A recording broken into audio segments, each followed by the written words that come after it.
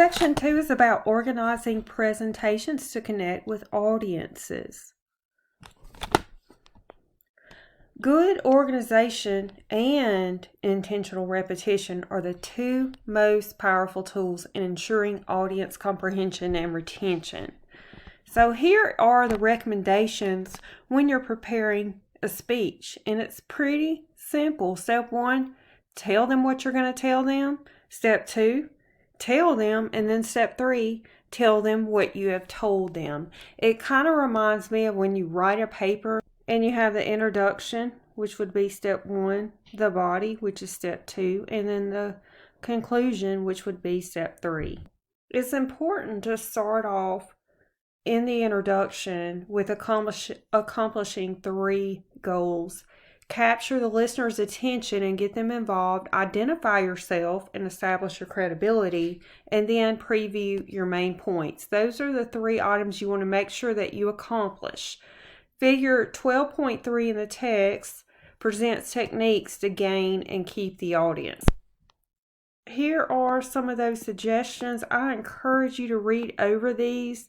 These are all ways to keep and gain the audience's, to gain and keep the audience's attention. So I definitely recommend you reading over these. I'm not going to do that, but I encourage you to on your own time.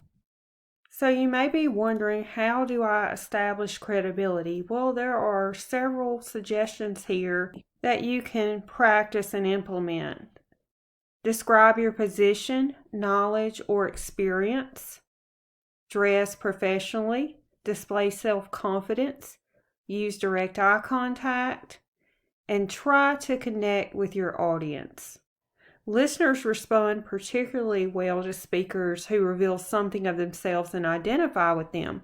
A consultant addressing office workers might reminisce about how he started as an administrative assistant. A CEO might tell a funny story in which the joke is on her.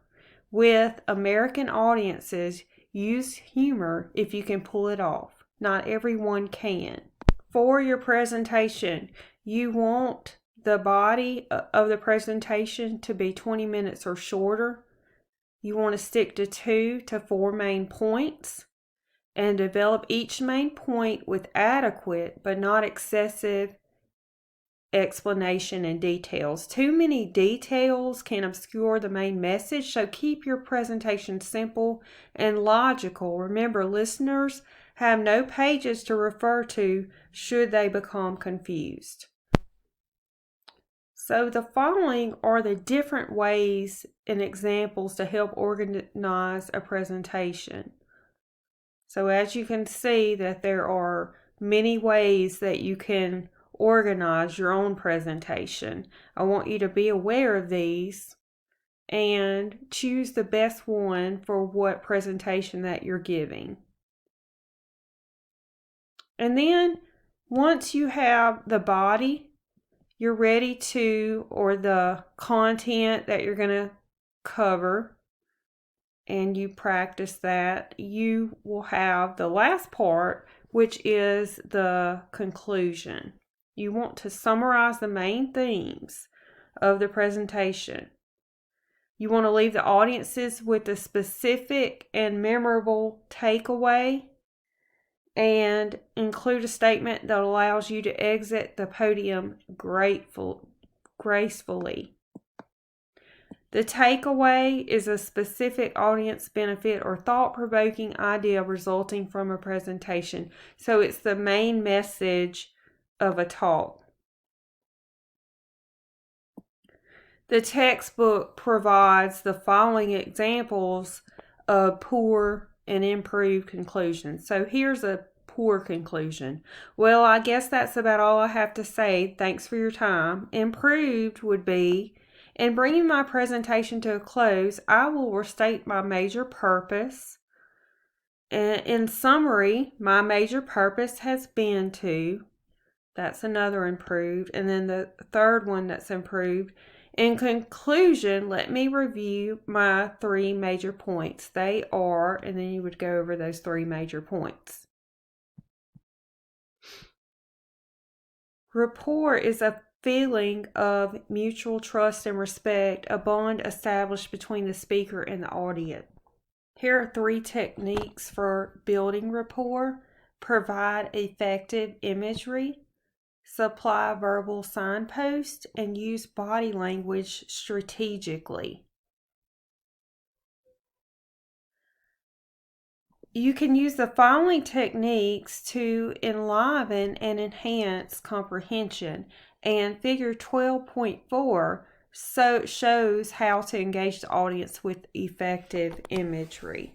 So we have these, and I'm going to open up the textbook and show you. So this is how to engage the audience with effective imagery. So a metaphor, you could use a metaphor. And a metaphor is comparing dissimilar things with the words like or as. So my desk is a garbage dump. Our competitor CEO is a snake when it comes to negotiating. That's a metaphor. And then analogy is a comparison of similar traits between dissimilar things.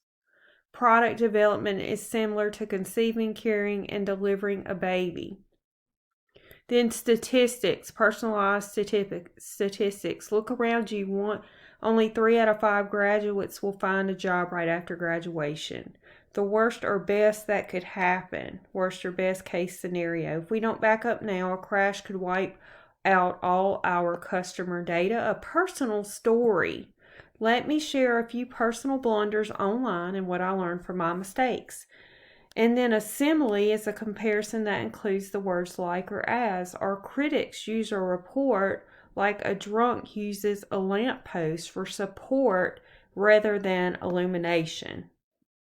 So you can see how this brings your words to life and helps your audience connect. Knowledgeable speakers help the audience recognize the organization and the main points in a message with verbal signposts such as these: previewing, summarizing, switching directions. And there are all kinds of verbal signposts that you can use. And for previewing, you could say the next segment of my talk presents 3 reasons for, and then summarizing, let me review with you the major problems I have discussed, and then switching directions, I have argued that, but an alternative view holds that. And you can also use transitional expressions such as first, second, next, on the other hand, on the contrary, in conclusion. So all of these are ways to kind of guide your audience through your presentation. And then the following suggestions focus on nonverbal tips to ensure that your verbal message resonates with your audience. Look terrific, animate your body, punctuate your words, get out from behind the podium, and vary your facial expression. And you can read more about each of these in your textbook to give you more detail. Put simply, the more visual the input becomes, the more likely it is to be recognized and recalled. Text and oral presentations are not just less efficient than pictures for retaining certain types of information, they are far less efficient. If information is presented orally, people remember about 10%, tested 72 hours after exposure. That figure goes up to 65% if you add a picture. And that comes from John Medina, a neuroscientist and author of Brain Rules.